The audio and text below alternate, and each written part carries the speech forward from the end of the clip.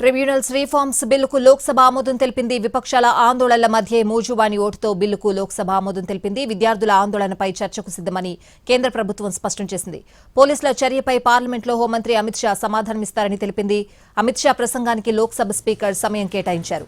చర్చకు ప్రభుత్వం సిద్దమైన విపక్షం ఒప్పుకోలేదు. చందా చోరీపైన చర్చ జరగాలని విపక్షం డిమాండ్ చేసింది.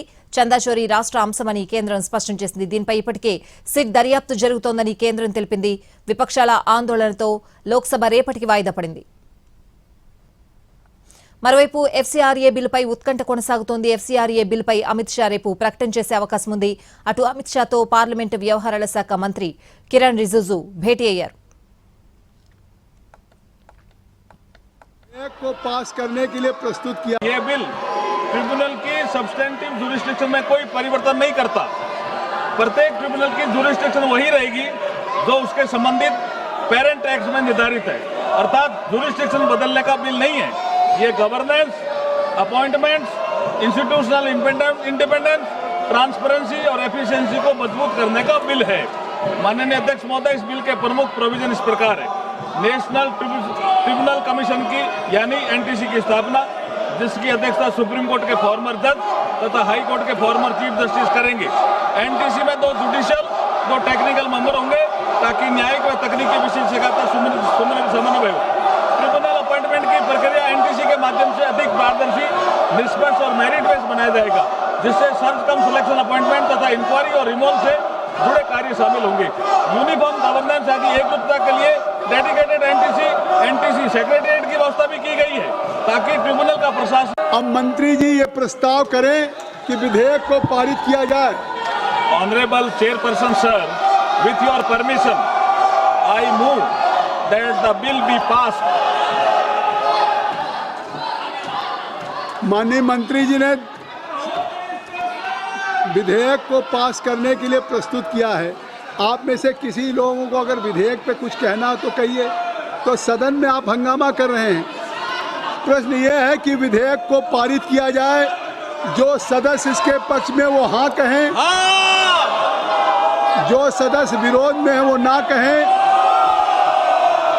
मेरे विचार में निर्णय हाँ वालों के पक्ष में हुआ, हाँ वालों के पक्ष में हुआ, प्रस्ताव स्वीकृत हुआ और विधेयक पारित हुआ। अब मंत्री जी ये प्रस्ताव करें कि विधेयक को पारित किया जाए। లోక్సభ రేపటికి వాయిదా పడింది. అయితే రేపు లోక్సభలో చర్చించబోయే అంశాలకు సంబంధించి కీలక అప్డేట్స్ చూడొచ్చు. విద్యార్థుల ఆందోళనపై చర్చకు సిద్దమని ఇప్పటికే కేంద్ర ప్రభుత్వం స్పష్టం చేసింది. అలాగే ఎఫ్సీఆర్ఏ బిల్లుపై కూడా రేపు అమిత్ షా ప్రకటన చేసే అవకాశాలు కనిపిస్తున్నాయి. ఓవరాల్ గా అప్డేట్స్ అని తెలుసుకుందాం. మా ప్రతినిధి ప్రసాద్ ఢిల్లీ నుంచి లైవ్ లో సిద్ధంగా ఉన్నారు. ప్రసాద్, మొత్తం 19 రోజుల పాటు సాగాల్సినటువంటి పార్లమెంటు వర్షాకాల సమావేశాలు దాదాపు 16 రోజుల పాటు ఏమాత్రం కూడా సజావుగా జరగకుండా, చర్చ లేకుండా బిల్లులు ఆమోదం పొందడం జరిగింది.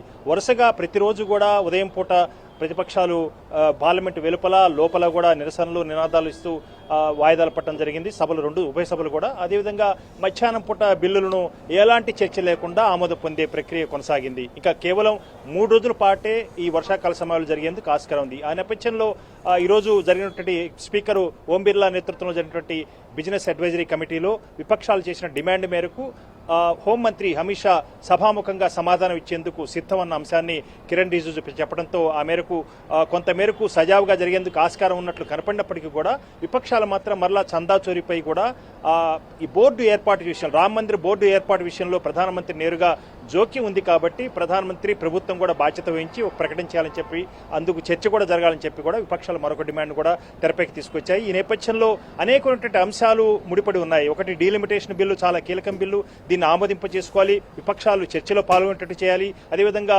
విపక్షాలు ఇచ్చే సమాధానం చాలా సంకటంగా ఉంది కాబట్టి ప్రభుత్వం కూడా ఎలాంటి సమాధానం చెప్పే పరిస్థితిలో లేకపోయింది. ఈ నేపథ్యంలో ఈ రోజు అమిత్ షా సమాధానం ఇచ్చేందుకు అంగీకరిస్తున్నట్టుగా కిరణ్ రిజిజు అధికారికంగా ప్రకటించడం జరిగింది. రేపు బహుశా లోక్సభలో కేంద్ర హోంమంత్రి అమిత్ షా మేరకు ప్రకటన చేసే అవకాశం ఉంది. అయితే మొత్తంగా చూసినట్లయితే డిఎంకే అదేవిధంగా అకాలీదళ్లు, శరద్ పవార్ ఎన్సీపీ వర్గం, అనేక పార్టీలు కూడా ఈ డీలిమిటేషన్ బిల్లుకు మద్దతు ఇచ్చేందుకు అంగీకరించాయి, వైఎస్ఆర్ కాంగ్రెస్ పార్టీతో సహా. కాబట్టి సంఖ్యాబలాన్ని కూడా సమకూర్చుకుంది ప్రభుత్వం. కాబట్టి ప్రభుత్వం డీలిమిటేషన్ బిల్లు, కీలక బిల్లు వంటి బిల్లును కూడా అతి త్వరలోనే పార్లమెంట్ ఆమోదం పొందేందుకు ప్రయత్నం చేయబోతుంది. కాబట్టి ఏ రకంగా ఈ మార్పులు, ఈ పరిణామాలు ఉంటాయన్నది మనం వేచి చూడాల్సి ఉంది. రేపు అమిత్ షా ఇచ్చే సమాధానంతో విపక్షాలు ఆ మేరకు సమ్మతిస్తాయా, ఆ మేరకు అంగీకరిస్తాయా, ఇంకా దీనిపై నిరసనలు వ్యక్తం చేసేందుకు అవకాశం ఉందా అన్నది వేచి చూడాల్సి ఉంది. అనేకమైనటువంటి అంశాలు ముడిపడి ఉన్నాయి కాబట్టి చాలా కీలకం కాబోతుంది. ఈ వచ్చే 3 రోజుల్లో పార్లమెంట్ సమావేశాలు ఏ రకంగా జరగబోతున్నాయి, ప్రభుత్వం ఎలాంటి నిర్ణయాలు తీసుకోబోతుంది అన్న అంశమే ఇక్కడ